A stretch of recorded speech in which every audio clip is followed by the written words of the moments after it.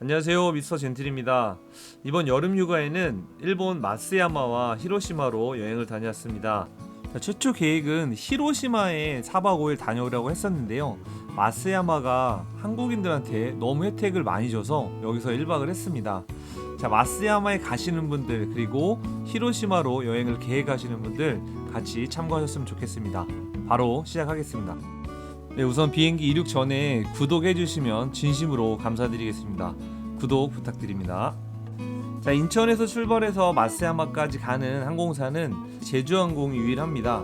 저희는 7시 10분 비행기로 출발을 해서 약 1시간 반 정도 시간이 걸려서 마쓰야마 공항에 도착을 했습니다.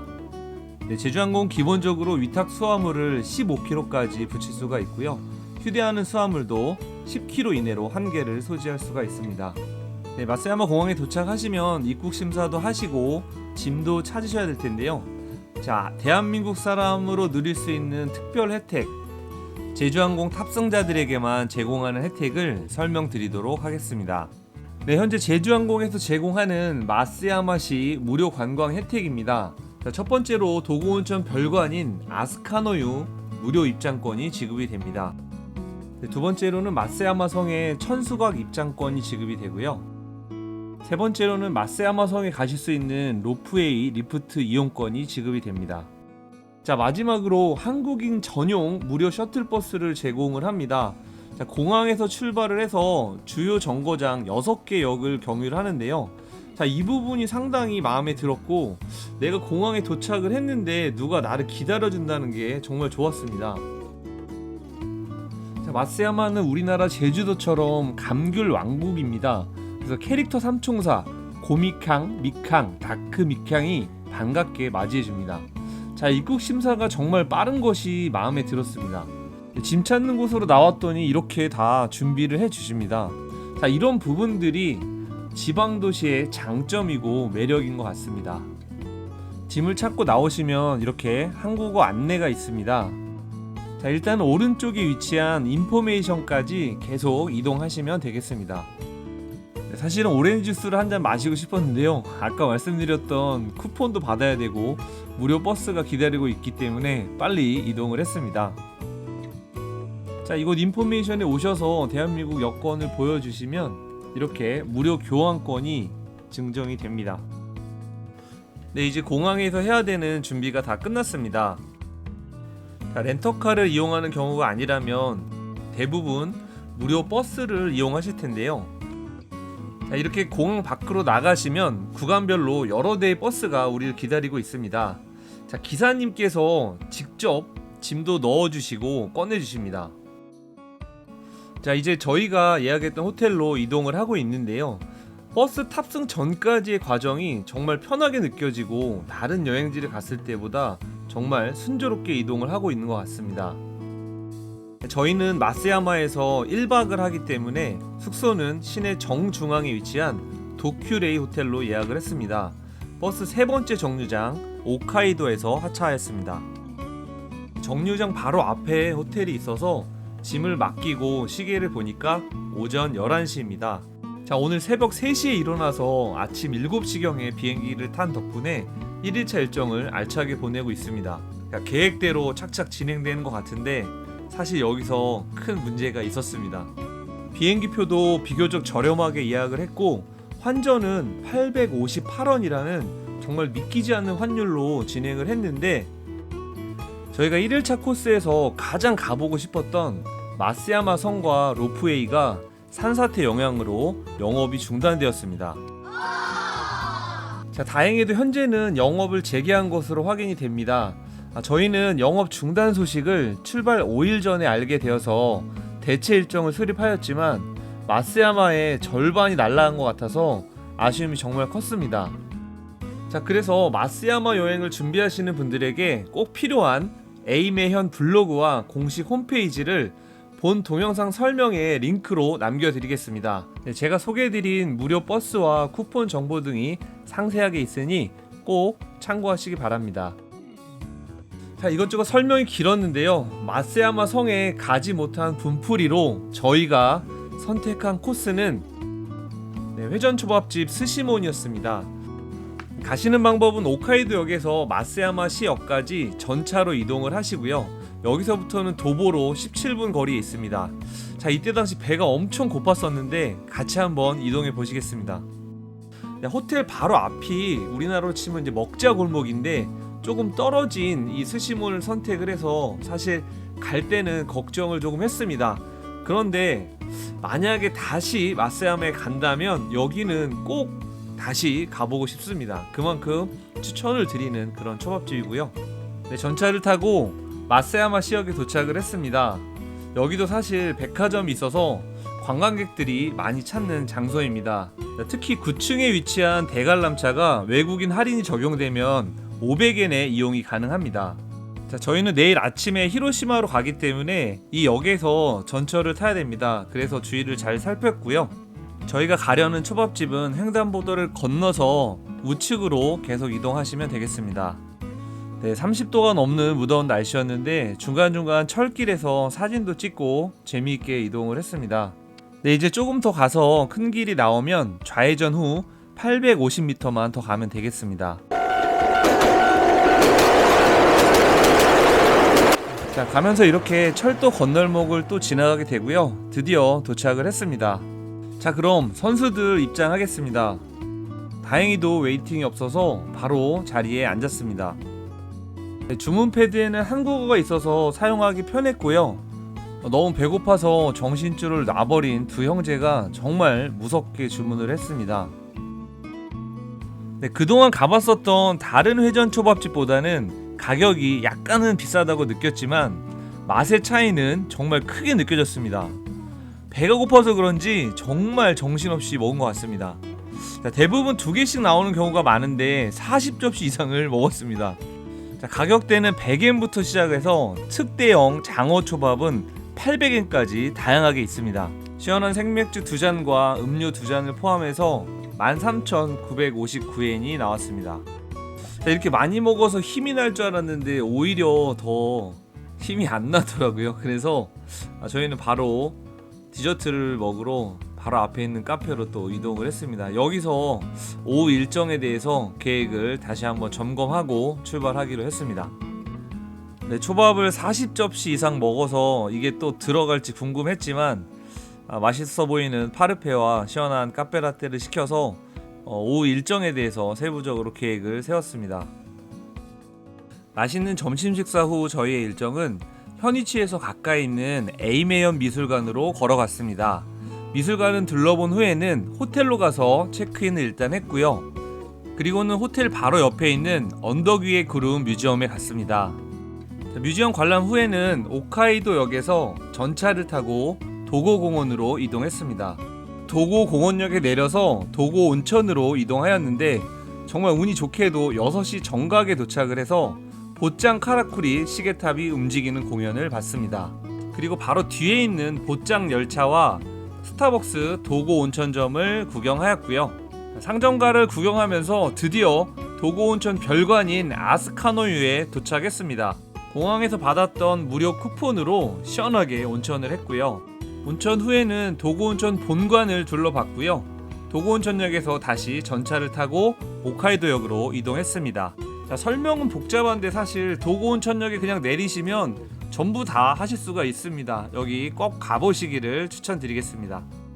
자, 그럼 저희도 에이메현 미술관으로 같이 출발해 보시겠습니다. 지금 저희가 걸어가는 길 주변으로 고등학교가 4개나 있습니다. 자전거로 이동하는 학생들을 많이 봤는데 상당히 활기차고 건강해 보여서 보기가 좋았습니다. 참고로 에이메현의 인구수가 약 127만 명이고 현에서 가장 큰 마쓰야마시 인구수가 50만 명 정도 됩니다.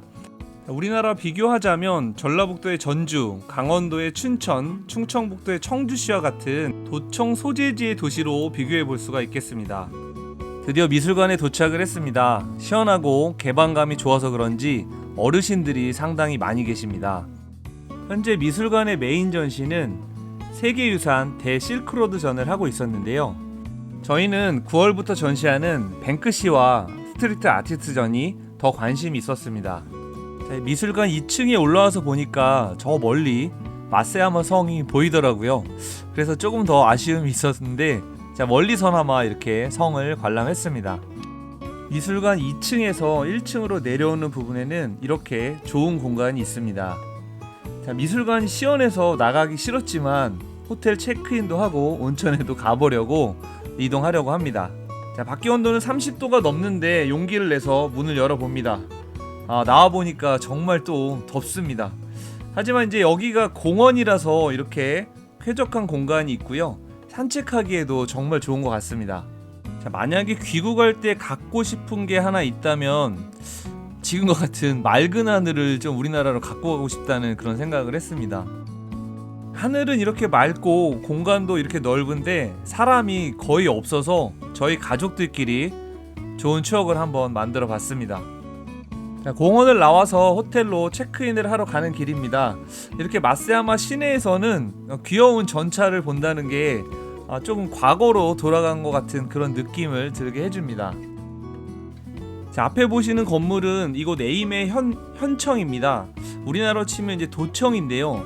주변이 너무 조용해서 현청이 맞나 이런 생각이 들 정도였고요. 현청과 마세야마 시청 홈페이지를 보니까요, 인구 감소를 대비하기 위해서 여러 가지 정책들을 시행하고 있는 것을 볼 수 있었습니다. 그나마 다행인 거는 마세야마시가 일본 내에서 살고 싶은 시골 베스트 전국 1위를 달성했다고 합니다. 아무래도 이런 부분들 때문에 관광객을 유치하려고 많은 노력을 하고 있는 것 같고요.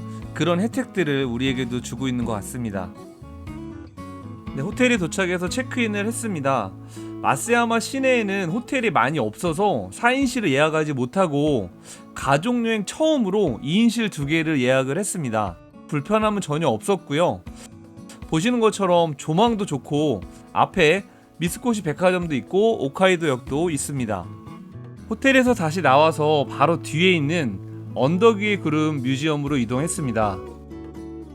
일본을 대표하는 소설가 시바 료타로가 마세야마를 무대로 집필한 작품 언덕 위의 구름보다는 뮤지엄을 설계한 건축가 안도 다다오의 작품이 더 궁금했습니다. 자, 안도 다다오는 특히 독학을 통해서 역량을 개발하고 여행, 답사를 통해서 자신만의 이런 건축 세계를 만들었다는 점이 저에게는 크게 다가왔습니다. 특히 이제 안도 다다오와 관련된 전시물은 2층에 있고요. 무료로 볼 수가 있습니다. 저희 역시도 무료 부분만 관람을 했기 때문에 관심이 있는 분들은 2층에 가셔서 안도 다다오가 뮤지엄을 설계한 부분에 대해서만 관람을 하시면 되겠고요. 자, 보면서 반가웠던 부분은 우리나라 강원도 원주시에 위치한 오크밸리의 산 뮤지엄에 대해서도 안내가 돼 있었습니다. 자, 뮤지엄에서 나와서 도고 온천에 가려고 이렇게 전차를 기다리고 있습니다. 마세야마 성에 가지 못해서 도고 온천에는 꼭 가보려고 합니다. 자, 여기서 6정거장이 걸리고요. 12분이 소요가 됩니다. 저희는 구형 전차가 왔으면 하는 바람이었는데 신형 전차가 이렇게 도착을 해서 바로 탑승을 했습니다. 네, 전차의 입구와 출구는 이렇게 나누어져 있고요. 요금은 내리실 때 출구 앞에서 현금으로 200엔을 내시면 되겠습니다. 저희는 한 정거장 먼저 도고 공원역에 하차했습니다. 자, 공원을 둘러보면서 도고 온천으로 이동하려고 합니다. 전차에서 내려서 보니까 저희가 타고 싶었던 구형 전차가 바로 뒤에 따라왔습니다. 이따가 호텔로 돌아갈 때는 구형 전차를 한번 타봤으면 좋겠는데 어떻게 될지 궁금합니다. 저희가 전차에서 아무 생각 없이 내렸던 이 도고공원은 14세기 전반부터 16세기 후반에 걸쳐 약 250년간 존속한 유츠키 성의 성터라고 합니다. 외부의 침입을 막기 위한 이 해자는 당시 그대로 남아있고요. 벚꽃 명소라서 현지인들도 많이 찾는 그런 장소라고 합니다. 자, 여기는 성터이기 때문에 어느 정도 경사가 있고요. 올라가야 됩니다.